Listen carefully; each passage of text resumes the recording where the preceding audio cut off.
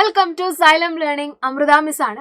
അപ്പൊ മക്കളെ, മാത്സ് പൊതുവെ എല്ലാവർക്കും ഇഷ്ടമാണെങ്കിൽ കൂടി കുറച്ച് പേർക്കെങ്കിലും ഇടയ്ക്ക് പറയാറുണ്ടല്ലേ മാത്സ് ബുദ്ധിമുട്ടാണ്, അല്ലെ, മാത്സ് ഇഷ്ടമല്ല എന്നൊക്കെ പറയുന്ന കൂട്ടുകാർ നമ്മുടെ കൂട്ടത്തിലുണ്ട്. അപ്പൊ എന്തുകൊണ്ടാണ് ഇവർക്ക് മാത്സ് ഇഷ്ടമല്ല അല്ലെങ്കിൽ മാത്സ് ബുദ്ധിമുട്ടാണ് എന്ന് പറയുന്നതിന്റെ കാരണം? അതിൽ മെയിൻ ആയിട്ട് ഒറ്റ കാരണമേ ഉള്ളൂ, ചോദ്യം വായിച്ച് മനസ്സിലാക്കാനായിട്ട് പറ്റുന്നില്ല. മാത്സ് ഒക്കെ പഠിച്ചിട്ടുണ്ടാവും, എല്ലാ ഇക്വേഷൻസും എല്ലാം അറിയാം. പക്ഷെ ഒരു ക്വസ്റ്റ്യൻ തന്നു കഴിഞ്ഞാൽ ആ ക്വസ്റ്റ്യൻ വായിച്ച് അതിൽ ഏത് ഇക്വേഷൻ ആണ് കൊടുക്കേണ്ടത്, അതെങ്ങനെയാ ക്വസ്റ്റ്യൻ ചെയ്തു തുടങ്ങേണ്ടത്, ഇതാണ് എല്ലാവർക്കും മിക്കവർക്കും അറിയാത്തൊരു പ്രശ്നം എന്ന് പറയുന്നത്. ഇതാണ് മാത്സിലെ ഏറ്റവും വലിയ പ്രോബ്ലം. മാത്സിലെ കോൺസെപ്റ്റുകൾ ഈസിയാണ്, പ്രോബ്ലംസ് ചെയ്യാൻ എളുപ്പമാണ്, ഒക്കെയാണ്. പക്ഷെ ഏത് എവിടെ എപ്പോൾ കൊടുക്കണം എന്നുള്ളത് നമുക്ക് അറിയുന്നില്ല.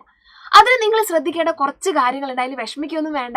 കുറച്ച് കാര്യങ്ങൾ നിങ്ങൾ ശ്രദ്ധിച്ചു കഴിഞ്ഞാൽ ഈസി ആയിട്ട് മാത്സിലെ എല്ലാ പ്രോബ്ലംസും നമുക്ക് ചെയ്യാനായിട്ട് സാധിക്കും.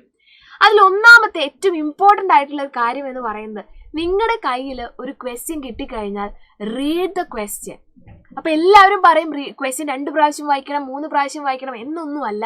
ഒരു ക്വസ്റ്റ്യൻ ഒരു പ്രാവശ്യം വൃത്തിയായിട്ട് സമയമെടുത്ത് നിങ്ങൾ വായിച്ചാൽ മതി. ഒരു ക്വസ്റ്റ്യൻ 4 പ്രാവശ്യം വായിക്കുന്നതും ഒരു ക്വസ്റ്റ്യൻ കുറച്ച് സമയം എടുത്തിട്ട് ഡീറ്റെയിൽഡ് ആയിട്ട് ഒരു പ്രാവശ്യം വായിക്കുന്നതിനും ഒരേ എഫക്റ്റ് ആണ്. അപ്പൊ നിങ്ങൾ എന്ത് ചെയ്യണം, ഒരു ക്വസ്റ്റ്യൻ കൈ കിട്ടിക്കഴിഞ്ഞാൽ ആ ക്വസ്റ്റ്യൻ സാവധാനം നിങ്ങൾ എന്ത് ചെയ്യണം, വേർഡ് ബൈ വേർഡ് വായിക്കണം. ഇനി ആ വായിക്കുന്ന കൂട്ടത്തിൽ തന്നെ നിങ്ങൾ ചെയ്യേണ്ടത് അണ്ടർലൈൻ ദ ഇമ്പോർട്ടൻറ്റ് ടോപ്പിക്സ്. ചിലപ്പോൾ ചില വേർഡ് പ്രോബ്ലംസ് കാഴ്ചയിൽ ഇതാ ഇത്രയും ഉണ്ടാവും, പക്ഷെ ചോദ്യം ആ കൂടെ 2 ലൈനേ ഉണ്ടാവുള്ളൂ. അപ്പൊ നിങ്ങൾ ചെയ്യേണ്ടത്, ഒരു ക്വസ്റ്റ്യൻ കിട്ടിക്കഴിഞ്ഞാൽ അതിൽ ഫസ്റ്റ് മുതൽ ലാസ്റ്റ് വരെ വായിക്കുമ്പോൾ ചിലതൊക്കെ നമുക്ക് വേണ്ടാത്ത കാര്യങ്ങൾ ഉണ്ടാവും. രാജു രാവിലെ മാർക്കറ്റിൽ പോയി, ഓക്കെ, അവിടെ ആപ്പിള് മുന്തിരി എല്ലാം ഉണ്ടായിരുന്നു. ഇതൊന്നും നമുക്ക് വേണ്ട കാര്യങ്ങളല്ല. അപ്പൊ അതൊന്നും നമുക്ക് വേണ്ട.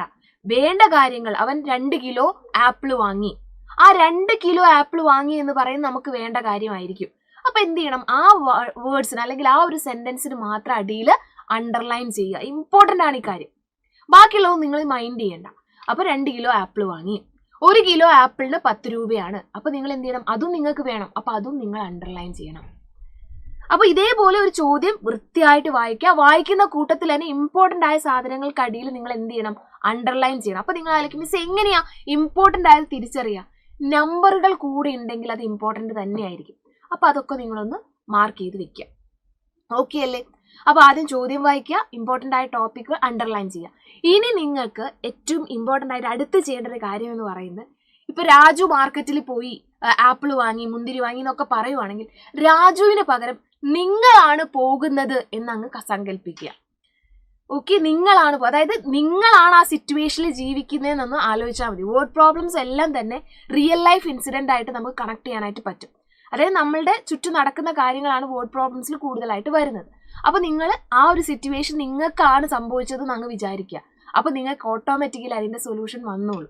ഓക്കെ, അപ്പൊ ആദ്യം ക്വസ്റ്റ്യൻ വായിക്കുക, ഇമ്പോർട്ടൻറ്റ് കോൺസെപ്റ്റുകൾക്കൊക്കെ അണ്ടർലൈൻ കൊടുക്കുക, അത് നിങ്ങളാണെന്ന് വിചാരിച്ച് സോൾവ് ചെയ്യാൻ തുടങ്ങുക.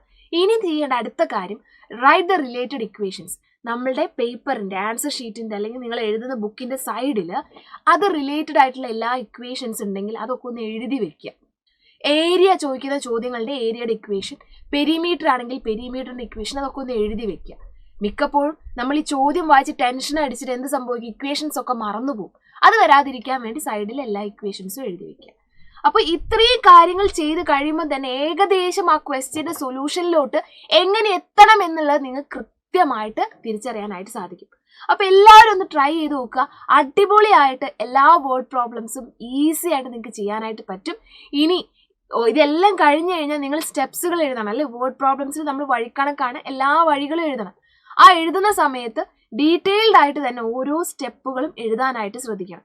അഥവാ നമ്മുടെ ഫൈനൽ ആൻസറിൽ എന്തെങ്കിലും ഒരു കറക്ഷൻ ഉണ്ടെങ്കിൽ കൂടി ഈ സ്റ്റെപ്പുകൾ കറക്റ്റ് ആണെങ്കിൽ നമുക്ക് ഈസി ആയിട്ട് അതെവിടെയാ മിസ്റ്റേക്ക് പറ്റിയെന്ന് കണ്ടുപിടിക്കാനായിട്ട് സാധിക്കും. ഓക്കെ, അപ്പൊ ഈ ടെക്നിക്കുകളൊക്കെ ഉപയോഗിച്ച് നിങ്ങൾ എന്ത് ചെയ്യണം, അടുത്തൊരു വേർഡ് പ്രോബ്ലം തരുന്ന സമയത്ത് ചെയ്ത് നോക്കുക, പ്രാക്ടീസ് ചെയ്യുക. ഒരുപാട് ക്വസ്റ്റ്യങ്ങൾ, അത് നിങ്ങൾക്ക് എന്ത് ചെയ്യാൻ പറ്റും, ഈസി ആയിട്ട് എല്ലാ പ്രോബ്ലംസ് ചെയ്യാനായിട്ട് നിങ്ങളെ സഹായിക്കും.